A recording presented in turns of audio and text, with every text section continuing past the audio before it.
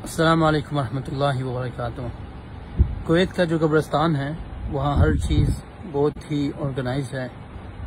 हर चीज़ जो है अगर आप देखें तो आपको दफन कहाँ करना है, गुस्ल कहाँ देना है, नमाज जनाजा कहाँ पढ़नी है, हर चीज़ को बड़े ही तरतीब से उन्होंने किया हुआ है। और इसी तरह अलग अलग जगह के ऊपर बोर्ड्स लगे हैं कि यहाँ पर हुक्मरान दफन है, यहाँ पर कौन लोग दफन है, यहाँ पर शुहदा दफन है। इस तरह करके आप बोर्ड्स को देखकर और डेट्स लिखी हुई हैं कि कब से लेके कब तक यहाँ पर लोग दफन हैं। इसी तरह एक बोर्ड से मेरी नज़र गुजरी तो मैंने कहा आप लोगों के साथ भी शेयर करता हूँ। ये बोर्ड इसके ऊपर देखें तो यहाँ पर मेंशन है कि यहाँ पर लोग 1960 और 1962 के दरमियान जो लोग फोत हुए थे वो यहाँ पर दफन है।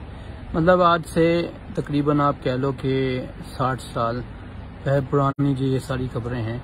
और इसी तरह अलग अलग मुल्कों में आप देखेंगे 100 साल पुरानी कब्र, 200 साल पुरानी कब्र और मज़ीद इससे भी ज़्यादा। तो बात सोचने वाली ये है कि सिर्फ इन लोगों को देखें तो ये लोग तकरीबन 60 साल से कब्र के अंदर हैं और कब तक कब्र के अंदर रहेंगे अल्लाह आलम, क़यामत तक जो है। और इसी तरह हम लोग जो हैं हम भी अल्लाह आलम कब हम इस दुनिया से चले जाएंगे और हम भी कब्रों के अंदर आ जाएंगे और फिर हम कितनी मुद्दत तक कब्र के अंदर रहेंगे अल्लाह जानता है। तो इंसान को सोचना चाहिए कि ये जो जिंदगी है जो कि कुछ दिनों की या कुछ महीनों की या कुछ सालों की जो जिंदगी है जिसका उसको पता ही नहीं है कि किस वक्त उसको मौत आ जाएगी, उसके लिए वो इतनी ज्यादा मेहनत कर रहा होता है, दिन रात जो है मेहनत कर रहा है, भाग रहा है, अल्लाह को भूल के भाग रहा है, नमाजों को छोड़ के काम के अंदर लगा हुआ है। लेकिन मिलना क्या है उसको, कितनी जिंदगी उसके पास बाकी रह गई है।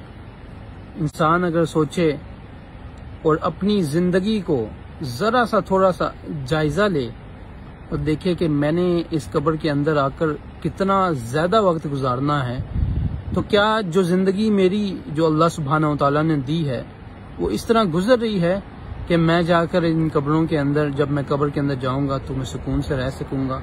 क्या जब मैं वहां जाऊंगा तो वो कब्र मेरी ठंडी होगी या नहीं होगी?